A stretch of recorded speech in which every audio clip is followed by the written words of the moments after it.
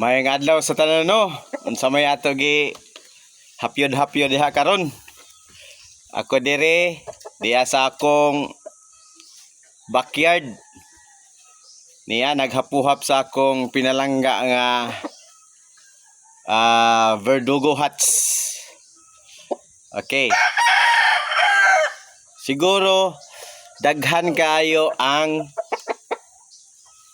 ganahan kayo sa sabong. Nahimo na gid ni siyang dako nga industry sa ato ang nasod sa Pilipinas. Daghan na kayo ang ganahan ani nga kalingawan. Pero nakahibaw ba mo? Diin nagsugod ang sabong sa Pilipinas. Basin daghan pa ninyo nga walay kalibutan bahin ug kanus agyod ug diin dapita nagsugod ang unang sabong sa Pilipinas. Okay karon para pod mahibaw-an sa tanan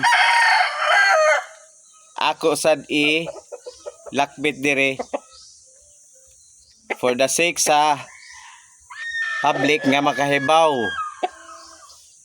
asa nagsugod og kanusa ang unang sabong sa Pilipinas. Okay, we back in our history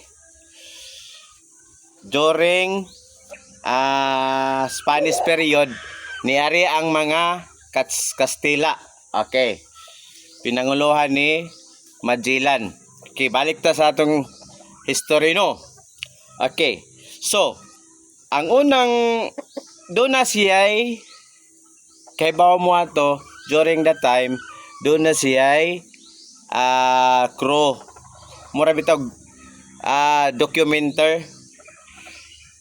Katong tigsulat sa mga pagbiyahe nila tanan. Wala pa may kamera pero katong tawhana mao gitoy ilang gitahasan pag document. Okay, nakaila pa mo kinsa to? Okay, para sa makahibaw ang tanan, siya ay si Antonio Pigafetta. Okay. Siya ang nagsulti og siya ang nakasaksi diin og asa dapit nag-start ang sabong sa Pilipinas. Okay. Para sa kahibaluan sa tanan no? Okay. Dito magsugod sa Palawan, sa Taytay, Palawan sa year 1521 sa pag-ari diri sa mga Spanish. Okay, so dagdag kaalaman. Salamat sa inyong pag tanaw.